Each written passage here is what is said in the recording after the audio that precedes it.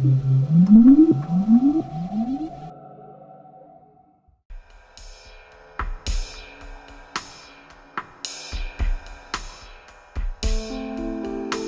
has now been 5 years since our successful London 2012 Olympic Games.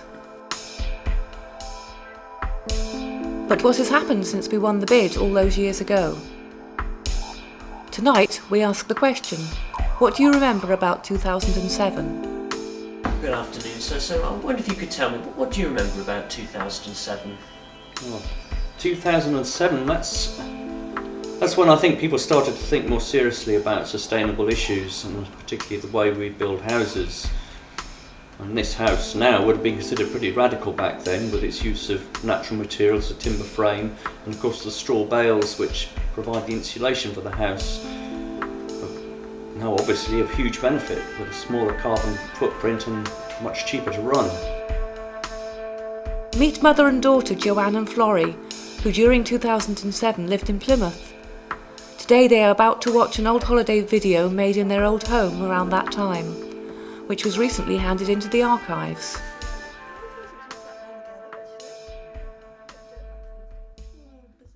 Right on bus. Look at the buses. Oh my god, they look old fashioned. City buses. That's the Tamar Valley. Tamar Valley? The Tamar Valley bus. What, you mean those old ones? We used to have picnics there, didn't we? Yeah. But it's pavilions, we used to go out. And the post office! They got rid of all of them You now. don't get post office anymore. What's that? It's a Rover. When did they close down? I don't know. Ages ago. They were brilliant cars. 2007 was also a bad time for manufacturing, as the national economy tilted towards the tertiary and service sectors. But real bad news soon occurred with the close down of MG Rover.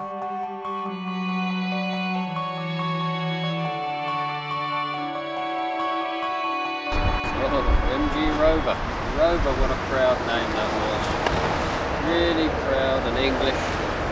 When BMW came along and they brought out Rover, we put our hands to the heaven and we thought, we've got our saviour. Little did we know that even that was going to go wrong. And eventually there was a buyout by Phoenix Corporation, and it was just bought, the buyout by the people that work for Rover. And they had some grand plans, they had a new car, it was going to be really good, but alas, unfortunately, it still went wrong. It went wrong, I think, because the people that bought it out, they just didn't have the expertise. They didn't have enough money to keep it going. And the net result was catastrophic.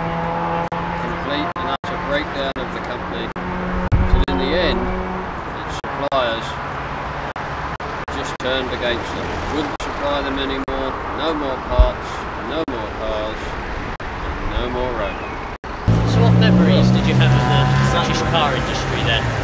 Oh, well, you used to have all the big British models that were all typically British, you know, people saw them, looked at them, but then everything started to get shut down and the big MG Rover company had to be taken over. They went all the way over to Japan or something, so now Japan can make it cheaper.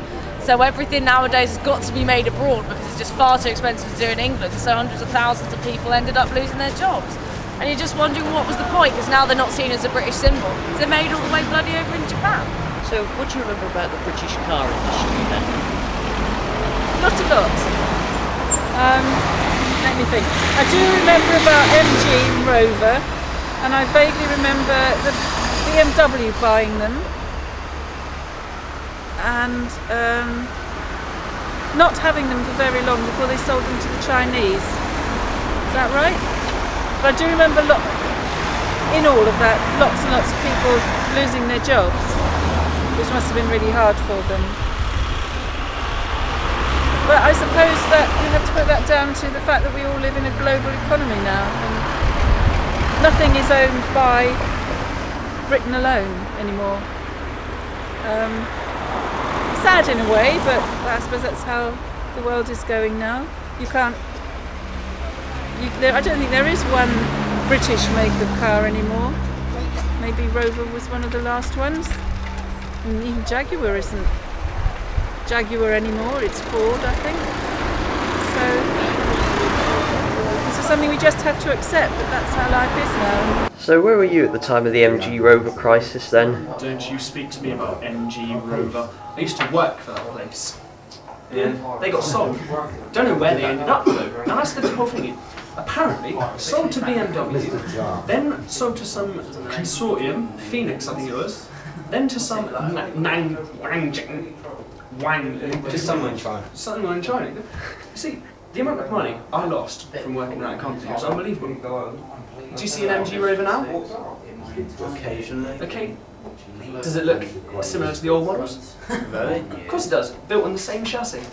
It's going nowhere, is it? I mean, but why sell to China? It's not. I mean, I know they've got like repopulation.